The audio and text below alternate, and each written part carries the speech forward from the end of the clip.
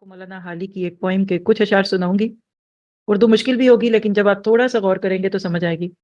آج کی مت مسلمہ کے اوپر بالکل فٹ ہے۔ اے خاصہ خاصان رسل وقت دعا ہے، امت پہ تیری آ کے عجب وقت پڑا ہے۔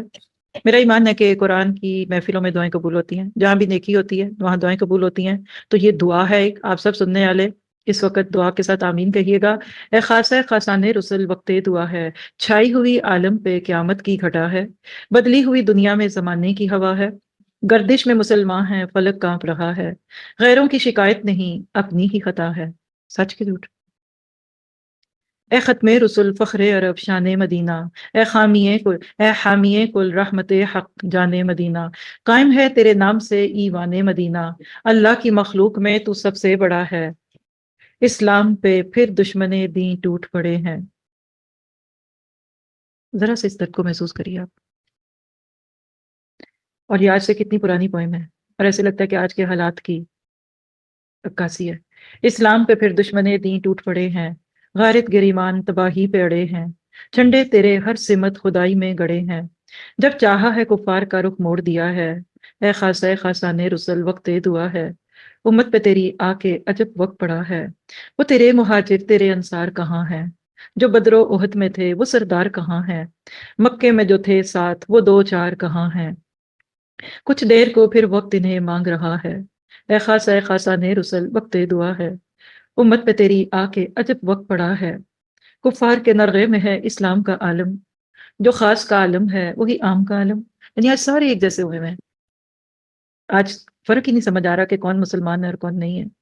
ہو مصر کا اردن کا کہ ہو شام کا عالم، ہر صاحب ایمان کے لب پر یہ صدا ہے، اے خاصہ خاصان رسل وقت دعا ہے، امت پہ تیری آ کے عجب وقت پڑا ہے، اغیار کی ہیں گنبد خضرا پہ نظریں یا نگاہیں، اغیار کی ہیں گنبد خضرا پہ نگاہیں، مسدود ہوئی جاتی ہیں ایمان کی راہیں، اسلام کے سینے سے نکلنے لگی آہیں، فاران کی چوٹی پہ بڑا شور مچا ہے، اے خاصہ خاصان رسل وقت دعا ہے، امت پہ تیری آ کے عجب وقت پڑا ہے، اے قبلہ اول کے نگہباں میری سن لے، اے قبلہ اول کے نگہباں میری سن لے، اے عرش پہ اللہ کے مہماں میری سن لے، اے قبلہ دین کعبہ ایماں میری سن لے، جو تیری رضا ہے وہی خالق کی رضا ہے، اے خاصہ خاصان رسول وقت دعا ہے، امت پہ تیری آ کے عجب وقت پڑا ہے۔ شکر اللہ نے نبی کو ہمیشہ کی زندگی نہیں دی۔ آپ سوچئے کہ بدر کے میدان میں جو آگے انشاءاللہ اگلی صورت میں ہم پڑھنے والے ہیں، اس وقت جو نبی کے استغاثے تھے، استغیثون، اگر آج نبی صلی اللہ علیہ وسلم اس دنیا میں موجود ہوتے تو ان کے جگر کے کتنے ٹکڑے ہوتے، کتنے تیر لگتے ان پہ۔ آج اسلام گرا پڑا ہے اور مسلمان کھڑے ہیں۔ میدان جنگ میں جھنڈا گر جاتا تھا نا تو وہ سائڈ والے جو بھی لوگ ہوتے تھے وہ جی ہار جاتے تھے، کافروں کا جھنڈا گرتا تھا تو مسلمان غالب ہوتے تھے اور اپوزٹ میں دوسری پارٹی۔ آج اسلام میں تو بڑی عزت ہے لیکن بس اس کا جھنڈا گرا ہوا ہے، تو خود سے ایک سوال کرتی ہوں میں بھی اور آپ بھی کہ آج گرے ہوئے اسلام کے اس جھنڈے کو کون تھامے گا؟ آپ کہتے ہیں وہ سعودی عرب والے، وہ مکہ والے، وہ مدینہ والے، نہیں، اندر سے ایک جواب دیجئے، بولیے میں، انشاءاللہ،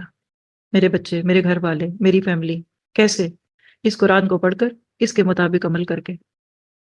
اللہ ہم سب کے درد کو قبول کرے اور ہمیں امت مسلمہ کی عزت کا سبب بنا لے، اسلام کو ہماری اور ہمیں اسلام کی عزت کا ذریعہ بنا لے۔